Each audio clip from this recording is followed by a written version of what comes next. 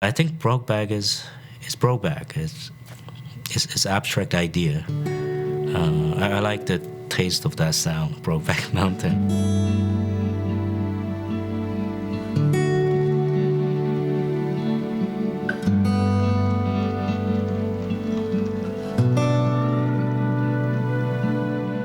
He's constantly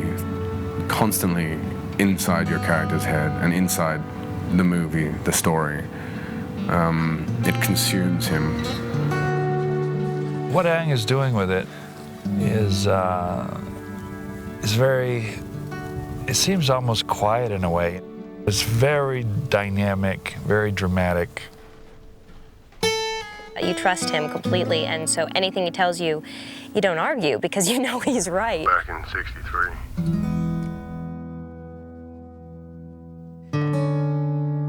I admire him so much for the variety of films that he does and the emotional quality of his films.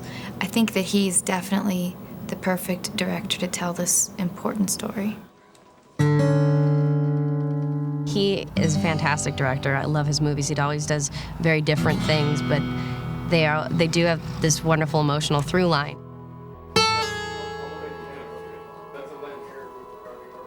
It needed to find that person who was going to make it into the kind of like take it to a metaphysical level rather than just play it on just this is a story about two gay cowboys. It had to be really about love, you know? And I think there's no better person to do that. Oh, Brokeback God is good, don't it?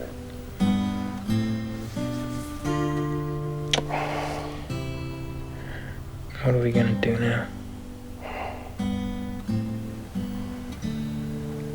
Oh, Dad, there's nothing we can do. Ang was always the right person to write this movie. From the minute I read the screenplay, Ang was the guy. It just happened that I was so beat up from production for the past 10, 15 years. Physically, I was kind of recovering from making all those big movies. And at the end of that, I thought I would either retire or take a very long break, at least for a year. And one day I asked, what happened with Brokeback Mountain? Have you made it yet? I was glad that nobody ever made that movie, and it still was available at that time. So before I know I could physically do it, I jumped on right away. Historically, Ang's movies have had a wide scope and a very narrow scope at the same time. You know, you've got Crouching Tiger that takes place over a vast landscape, but the stories are very intimate. The Ice Storm is the vast landscape of suburbia, and his sense of emotion, his intuitiveness about that, I think it makes him very good. The characters of Brokeback Mountain are very similar to the characters from Crouching Tiger, Hidden Dragon.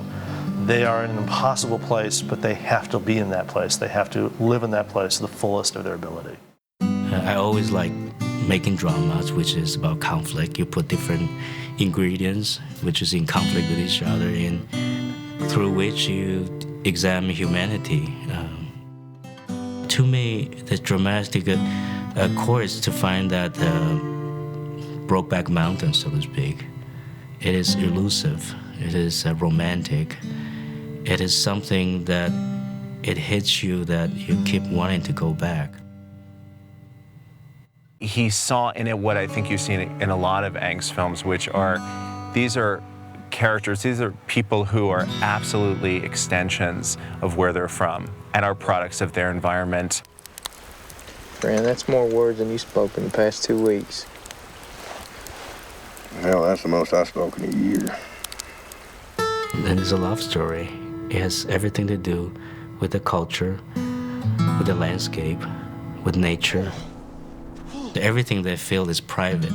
They have to privatize their feelings. It's precious, it's private, it's something very special that they cannot articulate. So that's something so interesting to me. Ang is all about detail and slight difference between one color and the other. He does have a very good sense of composition and is very keen about the elements being in the specific place where it'll guide the eye of the spectator.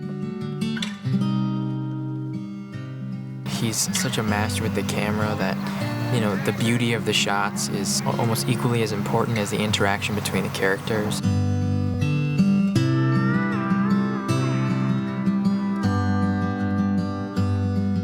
It's been very exciting to see it come to the screen and how he's been capturing it and visually what he's brought to the piece.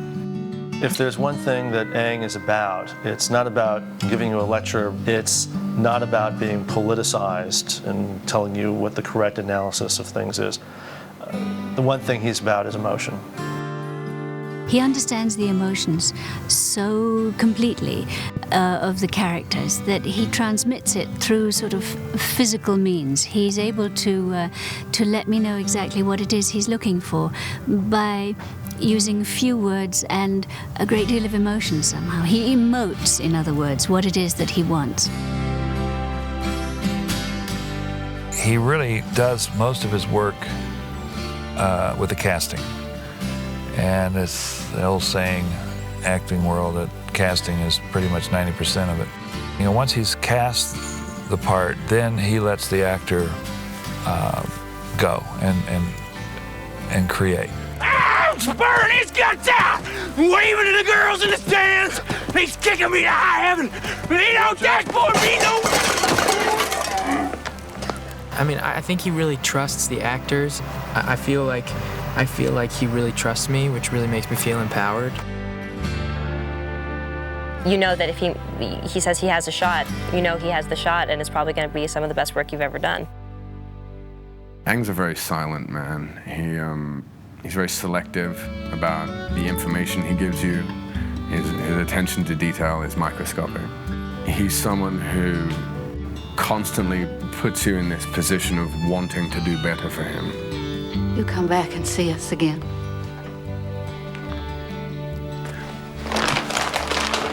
So in my midlife, I did come back and try to relearn how to make movies, enjoy making them, just find my love for filmmaking, feel healthy.